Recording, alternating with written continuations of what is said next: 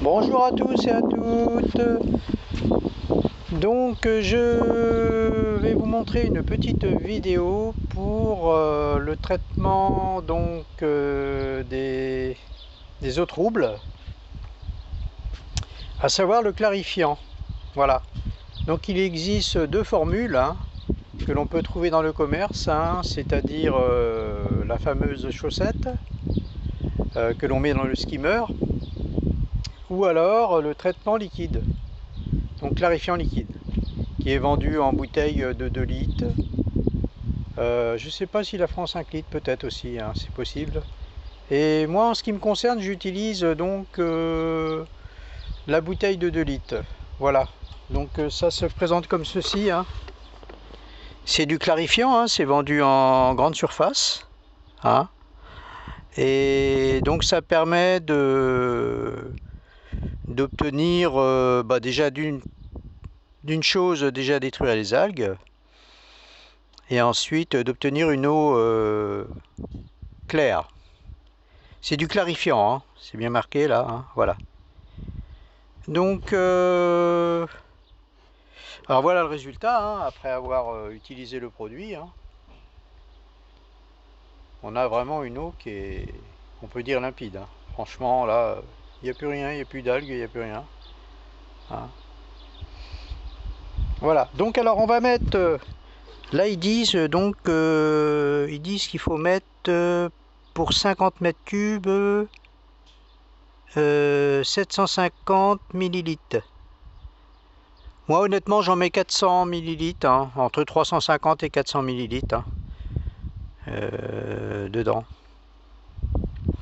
Voilà, donc alors vous mettez le produit, moi j'utilise un grand bol comme ça, alors évidemment il est surdimensionné par rapport à la quantité qu'il faut mettre. Vous mettez le produit, là j'ai mis de l'eau de la piscine pour pas retraiter une deuxième fois, et bon voilà, on le met, on l'étale, on en met un peu partout. Voilà.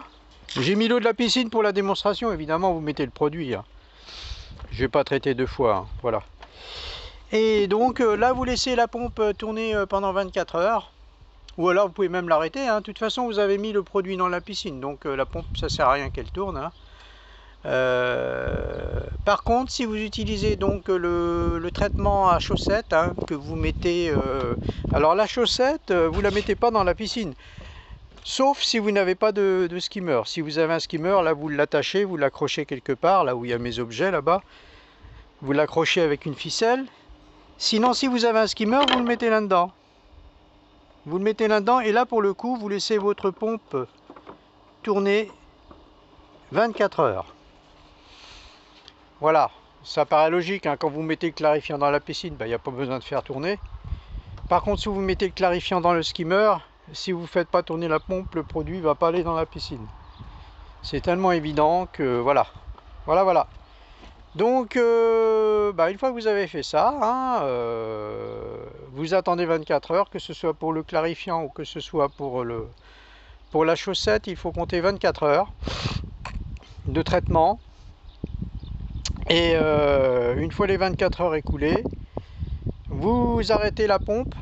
Pour la chaussette, vous arrêtez la pompe. Donc vous laissez agir le produit, puisque une fois que la pompe aura tourné, elle aura diffusé tout le produit pendant 24 heures. Donc vous laissez agir le produit, et après vous l'aspirez, vous le pompez. Alors le mieux, l'idéal, alors vous avez, comme je vous ai expliqué dans la première vidéo, le fameux balai, que moi j'utilise plus depuis longtemps, puisque de toute façon en utilisant ça, vous en mettez un peu partout, et puis donc impossible de s'en débarrasser.